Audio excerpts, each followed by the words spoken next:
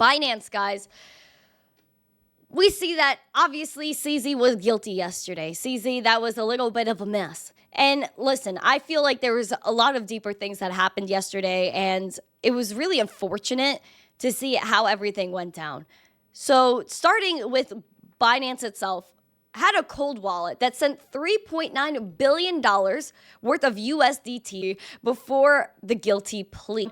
We see here on-chain data from TronScan shows that multiple billion-dollar transactions were completed on November 9th from a wallet labeled Binance Cold 2 to a wallet labeled Binance 3. This was created Binance 3 in August of 2022, and it currently holds $3.6 billion worth of assets, with the majority of it being Tether USDT. At the time of writing, it has a lifetime transaction count of only 338. Binance Cold 2 currently has $6.6 billion worth of assets remaining, with a total of 2,498 transactions since it was first created in November 2018. CZ guilty. What?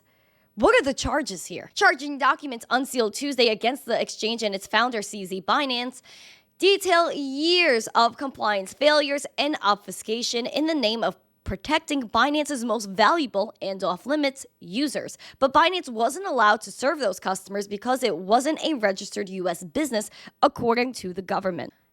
Again, there is no way to register. Gary Gensler never gave us a way to register. So how could he do that? How could Binance register with the SEC if there are no rules to follow? We see here as well that Binance, CZ, created this platform before people really knew about crypto, before there was any kind of oversight by the SEC. And if they wanted to do something, why didn't they do it then? Instead of waiting until now to say something about it to the company and to CZ. It really doesn't make sense. Here is the money that's being exchanged. So we see here the exchange will pay $3.4 billion to FinCEN, $968 million to OFAC as part of the settlements. And Binance already said it would pay $4.3 billion in fines and forfeitures to the Department of Justice to settle charges it violated sanctions laws and failed to maintain proper KYC programs. CZ, the exchange's founder, is resigning from his role as part of the settlement. In addition, Binance will make a complete exit from the U.S. as part of its settlement with FinCEN and appoint a monitor for 5 years who will oversee the exchange's sanctions compliance program. The Treasury Department will have access to Binance's records and systems during that time. Billions of dollars are being given to the U.S. government now. Yet, what are they going to do with it? Is there anything good that they're going to do? Are they going to give money back to people? Are they going to disperse this? Or are they just going to play or pay themselves? We'll go into what's next for CZ Binance. We have the charges, which are, again, compliance issues, KYC issues, saying that crypto and Binance helped fund all of these people, which again is not true. And we know back in October when all of this was going on, Binance was helping authorities. And without Binance helping them, maybe they wouldn't have found who was supposedly using this platform. And with cryptocurrency, we were actually able to track down who this was. So I feel like it's a great positive for the government. It's a great positive for crypto and the space because Binance was able to help as well as other exchanges. But again, they turn the story, they twist it to fit their narrative. CZ Binance, of course, had to step down as CEO. He put out his statement. He said he stepped down as CEO of Binance. Admittedly, it was not easy to let go emotionally, but I know it's the right thing to do. I made mistakes and I must take responsibility. This is the best for our community, for Binance, and myself. I'm pleased to announce Richard Teng, our now former global head of regional markets, has been named the new CEO of Binance today. He's a highly qualified leader with over 3 decades of financial services and regulatory experience. He will navigate the company through its next period of growth. He will ensure Binance delivers on our next phase of security, transparency, compliance, and growth. What's next for CZ? He said he'll take a break. I have not had a single day off for 6.5 years. He wants to do some passive investing, be a minority token shareholder in startups, and he's happy that he will finally have more time to spend looking at DeFi. On that note, I am proud to point out that in our resolutions with the U.S. agencies, they do not allege that Binance misappropriated any user funds and do not allege Binance engaged in any market manipulation. Funds are safe. With that, I look forward to seeing the new leadership take the reins. Of course, Binance with this guy, Richard, I hope Richard does a good job and I hope everything goes well there because of his previous experience and him probably being from the new CEO from Dubai or being a part of the regulatory authority at the Abu Dhabi global market. It might have helped CZ just a little bit. CZ is out on a $175 million bond, and he is going back to the United Arab Emirates to stay in Dubai. There was a whole transcript.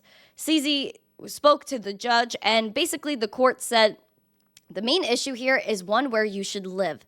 He said that this is a very close call, but I tend to favor your position to stay in the UAE. I think everyone who appears in this court always presented a risk of flight. There's been no one that I have released that did not present some kind of risk of flight, including people who actually faced many more years than you and still show up. But I think that your actions speak louder than the worries in the sense that you had no obligation to come to the country. You did. And you said your intent is you would like to resolve the case, not run.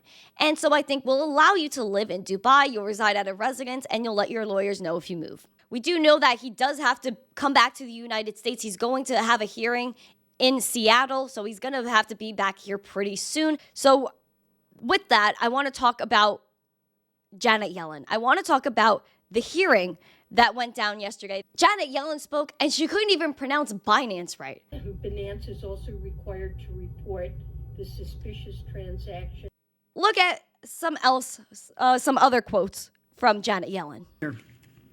We're also sending a message to the virtual currency industry more broadly, today and for the future. If virtual currency exchanges and financial technology firms wish to realize the tremendous benefits of being part of the U.S. financial system and serving U.S. customers, they must play by the rules. And if they do not, the U.S. government will take action. Today's announcement shows the Treasury is prepared to use all of its tools to carry out its crucial mandate of combating illicit finance and protecting the U.S. financial system. The worst thing you could hear is, I'm from the government and I'm here to help. We see here that Janet Yellen said many things in that it's a message to the crypto space. And of course, we need to weed out these bad actors, but it seems that they always target certain actors when there's ones that walked right in front of them, like Dogecoin, like SBF, but Binance, CZ catching the brunt of it. You see here that she said that this is a message, but I think Janet needs to take a nap. Because the last time I checked, less than 1% of crypto's activity was for illicit financing versus cash is 4%. There's a lot more done with the banking system, with traditional finance, that you could ever do with cryptocurrency in terms of illicit financing. When they were coming after people that were supposedly bad actors using Binance, they were able to track them down and say, yeah, these are bad actors and this is what they're doing. Which is a plus. Meanwhile, we have the banks, the actual banks that are doing their dirty work with your money, using your data by opening credit card accounts without your permission. All these banks, they get to just pay their little fees and continue moving on. Well, crypto, they want to control it. They want you to stop using exchanges. They only want you to use the exchanges that they want you to use, which is why, of course, they want to cut out Binance. They want to get CZ out of their way so that he can't talk to more world leaders, he can't spread more adoption, and he can't do more in the United States than the actual government would do.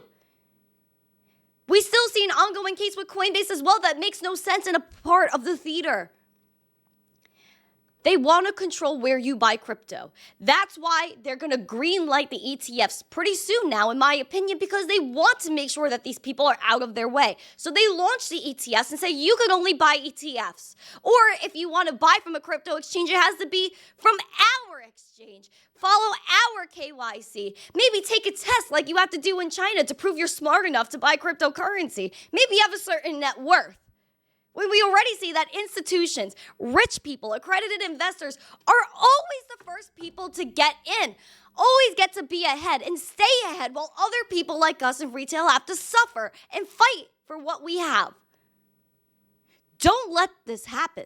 We have to stand up as a community and say, no, we want our own exchanges. We want to make sure we have clear regulations. We know what at least a digital asset is. All these things, commodity securities, we still don't have these answers.